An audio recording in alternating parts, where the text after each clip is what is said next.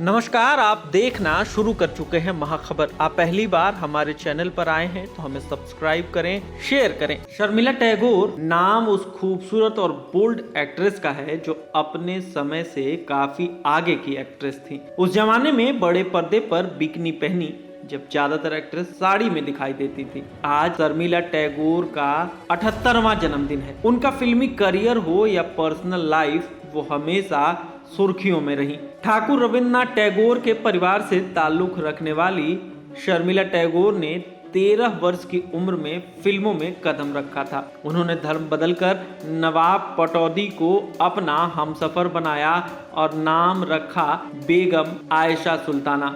नवाबों के खानदान से ताल्लुक जुड़ने पर भी इनकी बोल्डनेस की चर्चा हमेशा रही। सालों भर भारत और विदेश की कई फिल्मों में काम करने के बाद ये centre of board film certification की चेयरपर्सन भी रही।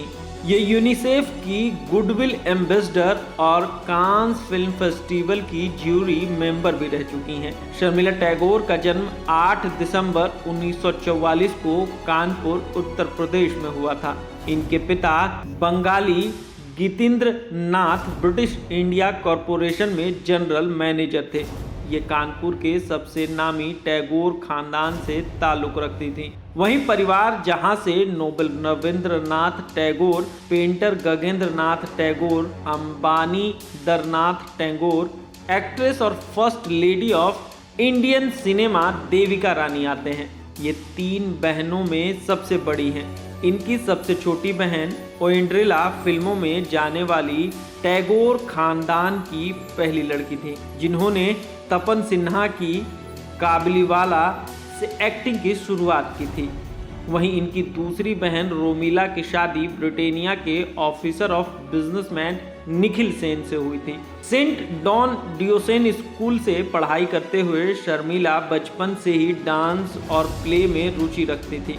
बचपन में एक प्रोग्राम के दौरान शर्मिला को तत्कालीन प्रधानमंत्री जवाहरलाल नेहरू के कोर्ट में गुलाब लगाने का मौका मिला था। एक दिन फिल्म मेकर सत्यजीत रे शर्मिला टैगोर के घर पहुंच गए और पिता से कहा कि वो उन्हें अपनी फिल्मों में लेना चाहते हैं। शायद वो शर्मिला को स्कूल से घर फॉलो करते हुए पहुंचे थे। उस समय एक्टिंग में जाना अच्छे घर की लड़कियों के लिए मुश्किल था, लेकिन पिता ने झट से हामी भर दी।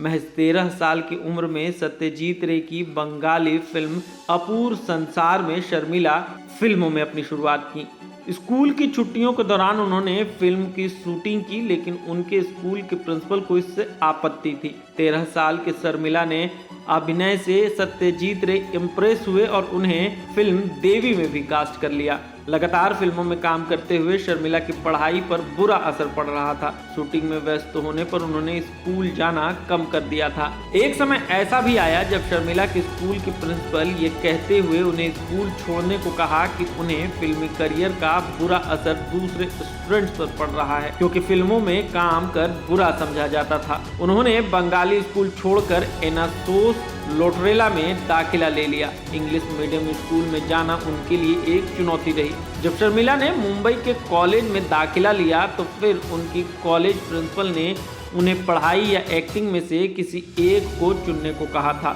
शर्मिला का उनसे खूब झगड़ा हुआ, लेकिन वो नहीं मानी। गुस्से में शर्मिला ने उन्हें कहा कि देखना, एक दिन मुझे न सिर्फ इंग्लिश और इतिहास आएगा बल्कि मैं उससे भी बड़ा मुकाम हासिल करूंगी। शर्मिला उनके सामने अपनी किताबें पटकी और तुरंत कॉलेज छोड़ दिया।